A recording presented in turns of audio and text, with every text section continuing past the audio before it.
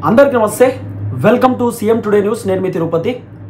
ఎట్టకేలకు సర్పంచ్ ఎన్నికలు పెట్టడానికి తెలంగాణ రాష్ట్ర ప్రభుత్వం రెడీ అయినటువంటి పరిస్థితి.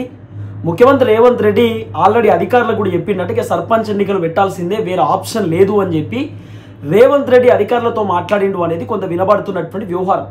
వాస్తవానికి సర్పంచ్ ఎన్నికలు ఈ టైంలో పెడితే ఖచ్చితంగా ఇబ్బంది పడతాం, ఓట్లు రాకపోవచ్చు, సీట్లు రాకపోవచ్చు, ప్రభుత్వం పరువు పోతుందేమో అని చెప్పి రేవంత్ అన్న ఆలోచించిండు. తర్వాత ఆయన గ్రౌండ్ రియాలిటీ తెలుసుకునేటటువంటి కార్యక్రమం చేసిండు, ఒక సర్వే చేయించేటటువంటి కార్యక్రమం చేసిండు. ఇంటెలిజెన్స్ని పెట్టి 33 జిల్లాలో 119 నియోజకవర్గాలలో ఆయన ఒక ఇంటెలిజెన్స్ సర్వే చేయించిండు. సర్వే రిపోర్ట్ని చూసిండు. మీనాక్షి నటరాజన్ చేసినటువంటి పాదయాత్రకు సంబంధించినటువంటి సర్వే రిపోర్ట్ని చూసిండు. తర్వాత ఓవైపు ఢిల్లీ హైకమాండ్ వాళ్ళు సర్వే చేయించినటువంటి రిపోర్ట్ని చూసిండు. తర్వాత రేవంత్ రెడ్డి సొంతగా ఆయన సర్వే చేయించినటువంటి రిపోర్ట్ని కూడా రేవంత్ రెడ్డి చూసిన తర్వాత రేవంత్ అన్న ఒక క్లారిటీలోకి వచ్చిండు, మంత్రులతో మాట్లాడిండు. ఇప్పుడు ఎన్నికలు పెడదామా వద్దామా అని చెప్పి డిస్కస్ చేశారు. సో మంత్రులు కూడా ఇప్పుడు పెడితే ఇబ్బంది అవుతుందేమో అని కూడా చెప్పిరట.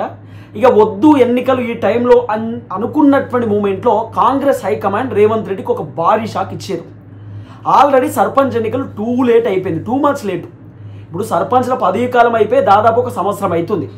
2 months లేట్ అయిపోయింది. ఇంకా లేట్ చేస్తే ప్రభుత్వానికి చెడ్డ పేరు వచ్చేటటువంటి అవకాశం ఉండొచ్చు, ప్రభుత్వం ఇబ్బంది పడేటటువంటి అవకాశం ఉండొచ్చు. కాబట్టి ఇమీడియట్లీ ఎట్టి పరిస్థితులలో ఇప్పుడు సర్పంచ్ ఎన్నికలు పెట్టాల్సిందే, ఎన్నికలు పెట్టండి, ఎన్నికలలో పోండి అని చెప్పి ఇప్పుడు హైకమాండ్ చెప్పుడుతోటి, హైకమాండ్ ఆదేశాలతోటి ముఖ్యమంత్రి రేవంత్ రెడ్డి ఇప్పుడు ఎన్నికలు పెట్టడానికి రెడీ అవుతున్నాడు. ఇప్పుడు జూబ్లీ హిల్స్ ఉప ఎన్నిక కొంత టైం తీసుకునేటట్టున్నారు. కొంత గ్రామ పంచాయతీ ఎన్నికలు అయిపోయిన తర్వాతనే జూబ్లీ హిల్స్ ఉప ఎన్నిక వచ్చేటటువంటి అవకాశం కనబడతా ఉన్నది. సో ఈ గ్రామ పంచాయతీ సర్పంచ్, జెడ్పీటీసీ, ఎంపీటీసీ ఈ 3 ఎన్నికలు అయిపోయిన తర్వాత జూబ్లీ హిల్స్ ఉప ఎన్నిక వచ్చేటటువంటి అవకాశం కనబడతా ఉన్నది. ఫస్ట్ ఎంపీటీసీ, జెడ్పీటీసీ 2 ఎన్నికలు పెట్టడానికి రేవంత్ రెడ్డి ప్రభుత్వం రెడీ అవుతున్నటువంటి పరిస్థితి. ఈ 2 అయిపోయిన తర్వాత సర్పంచ్ ఎన్నికలకు పోవడానికి కాంగ్రెస్ ప్రభుత్వం రెడీగా ఉంది. ప్రస్తుతం నేను ఇప్పుడు శ్రీకాళహస్తిలో ఉన్న, ఏపీకి వచ్చిన దేవుడు దర్శనం కోసం. సో ఇక్కడ నుండే ఈ వీడియో చేస్తూ ఉన్నా, ఎందుకంటే ఈ అంశం తెలంగాణ సమాజానికి తెలవాలనేటటువంటి ఆలోచనతో ఈ వీడియో చేస్తూ ఉన్నా. మొత్తానికి రేవంత్ రెడ్డి మాత్రం సర్పంచ్ ఎన్నికలకు గ్రీన్ సిగ్నల్ ఇచ్చినటువంటి పరిస్థితి. ఇప్పుడు నోటిఫికేషన్ కూడా రాబోతూ ఉంది. సో ఈ నెల 30 తారీఖు లోపు నోటిఫికేషన్ కూడా వచ్చేటటువంటి అవకాశం ఉంది. ఆల్రెడీ ఎలక్షన్ కమిషన్ ఆఫ్ ఇండియాకు రాష్ట్ర ప్రభుత్వం ఆల్రెడీ ఒక లేఖ రాసిరట, మేము ఎలక్షన్స్కి రెడీగా ఉన్నాం, ఎలక్షన్ నిర్వహిస్తామని చెప్పి కూడా రాసినట్టుగా కొంత వినబడుతున్నటువంటి వ్యవహారం. సో కేసీఆర్ కూడా ప్రెజర్ చేసిండు, గిన్ని రోజులు ఏంది, గింత టైం పడుతుందా అని చెప్పి. కానీ రేవంత్ రెడ్డికి ఇప్పుడు రకరకాల టెన్షన్లు ఉన్నాయి. ఒకటేమో పాత సర్పంచ్లందరూ కూడా మాకు బిల్లులు కావాలి, బిల్లులు ఇవ్వకపోతే ప్రభుత్వానికి వ్యతిరేకమవుతాం, ప్రభుత్వానికి వ్యతిరేకంగా మేము నినాదాలు ఇస్తాం, ప్రభుత్వానికి వ్యతిరేకంగా మేము ధర్నాలు చేస్తామని చెప్పి పాత సర్పంచ్లు చెప్తున్నారు. ఓవైపు కాంట్రాక్ట్లేమో కాంట్రాక్టర్కి సంబంధించినటువంటి వాళ్ళు మాకు కూడా బిల్లులు ఇవ్వాలి, ఇవ్వకపోతే మేము ధర్నాలు చేస్తామని చెప్పి వాళ్ళు చెప్తున్నారు. సో వీళ్ళందరూ కలిపి సర్పంచ్ ఎన్నికలను మేము అడ్డుకుంటాం, ఆపుతాం అనేటటువంటి మాటలు రకరకాలుగా మాట్లాడేటటువంటి కార్యక్రమం చేస్తారు. కాబట్టి ఈ టైంలో రేవంత్ అన్న కొంచెం ఆచితూచి అడుగులేసేటటువంటి కార్యక్రమం చేస్తున్నాడు. మరి ఇప్పుడు రేవంత్ అన్న దగ్గర ఉన్నటువంటి 2-3 ఎజెండాలు ఏంది? ఇప్పుడు సర్పంచ్ ఎన్నికలు వచ్చినాయి అనుకో, సర్పంచ్ ఎన్నికలలో పథకాలు ఇవ్వద్దు అంటే ఇప్పుడు ఎన్నికల టైంలో ప్రభుత్వం నుండి పథకాలు అమలు కావద్దు, కొంత ఆపాలి. ఇప్పుడు కరెక్ట్ సర్పంచ్ ఎన్నికల టైంలోనే మహిళలకు 2500 ఇస్తాము అని చెప్తే కాన్పని ఏది నోటిఫికేషన్ వచ్చిన తర్వాత మహిళలకు 2500 ఇస్తాం, లేకపోతే 4000 రూపాయల పెన్షన్లు ఇస్తాం, 4000 రూపాయల నిరుద్యోగ భృతి ఇస్తామని చెప్తే నడవదు. ఎలక్షన్ టైంలో చెప్పొద్దు. అదంతా కూడా ఎలక్షన్ వచ్చిందంటే ఎలక్షన్ కమిషన్ ఆఫ్ ఇండియా చేతిలో ఉంటుంది కథ అంతా. కంప్లీట్గా ఎలక్షన్ కమిషన్ అంతా కూడా హ్యాండ్ ఓవర్ చేసుకుంటుంది ఎలక్షన్కి సంబంధించినటువంటి వ్యవహారం అంతా. సో రాష్ట్ర ప్రభుత్వానికి సంబంధించిన వ్యవహారం ఏమి ఉండదు. కాబట్టి ఎలక్షన్ టైంలో హామీలు ఇవ్వదు, ఏమైనా చేస్తే ఇప్పుడే చేయాలి.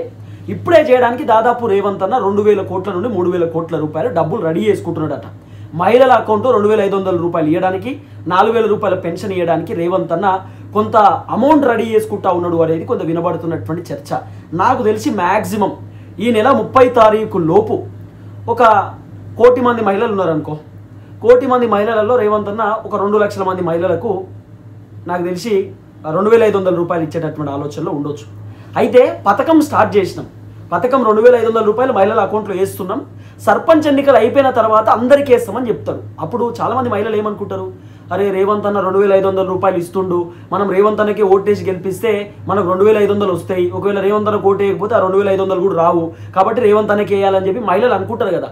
మహిళలు అట్లా అనుకోవడానికి, కాంగ్రెస్ ప్రభుత్వానికి పాజిటివ్ ఉండడానికి రేవంత్ అన్న చేసినటువంటి ఒక కథ అనేది కొంత వినబడుతున్నటువంటి వ్యవహారం.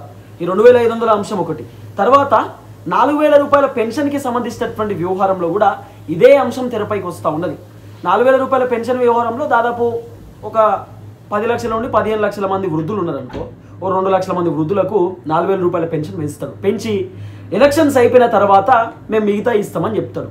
అంటే ఇండైరెక్ట్ ఇక్కడ వృద్ధులు ఏమనుకుంటారు, మాకు 4,000 రూపాయల పెన్షన్ కావాలంటే కాంగ్రెసే ఓటేయాలి, కాంగ్రెసే గెలవాలని చెప్పి వృద్ధులు కూడా అనుకుంటారు కదా.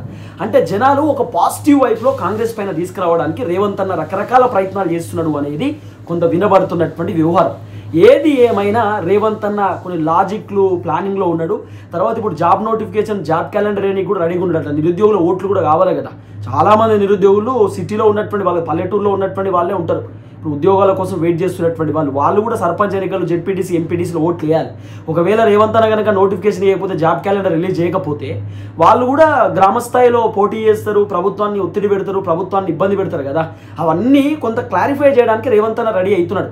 మొత్తానికైతే ఎట్టకేలకు కాంగ్రెస్ హైకమాండ్ ఇచ్చినటువంటి షాక్ తోటి రేవంత్ అన్న ఎలక్షన్లోకి పోయేటటువంటి ఆలోచనలో ఉన్నాడు. సో మొత్తానికి సర్పంచ్ ఎన్నికలు నిర్వహించబోతా ఉన్నాడు రేవంత్ అన్న.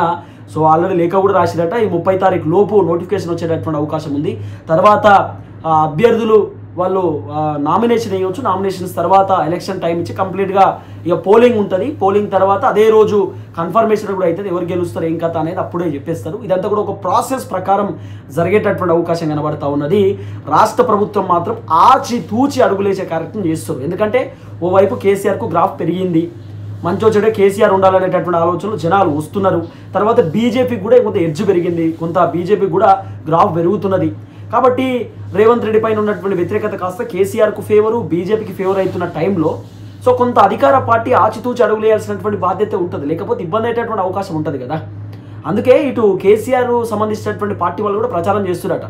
రేవంత్ రెడ్డి అధికారంలోకి వచ్చిన తర్వాత ఏ హామీ ఇచ్చింది, ఇప్పటిదాకా ఏమేం చేయలేదు. రేవంత్ రెడ్డి వచ్చిన తర్వాత అది జరగలేదు, ఇది జరగలేదు, మహిళలకు బెనిఫిట్స్ ఇస్తా అన్నాడు, వృద్ధులకు అజ్జేస్తా అన్నాడు, నిరుద్యోగులకు ఇచ్చేస్తా అన్నాడు, యువకులకు ఇచ్చేస్తా అన్నాడు, మహిళలకు స్కూటీలు అన్నాడు. ఇవన్నీ రేవంత్ రెడ్డి చేయలేదు. అంటే సింపుల్గా బీఆర్ఎస్ పార్టీ వాళ్ళు రేవంత్ రెడ్డి చేయనటువంటి పనులను ప్రచారం చేస్తున్నారు. రేవంత్ రెడ్డి చేసింది ఏంది, రేవంత్ రెడ్డి చెయ్యంది ఏంది, రేవంత్ రెడ్డి చెప్పింది ఏంది, రేవంత్ రెడ్డి చెయ్యంది ఏంది, రేవంత్ రెడ్డి ఎన్ని అబద్ధాలు ఆడిండు, ఎన్ని చెప్పిండు, ఇవన్నీ కూడా పూసగుచ్చేటటువంటి విధంగా జనాలకు బీఆర్ఎస్ వాళ్ళు ఎక్స్ప్లెయిన్ చేస్తున్నారు.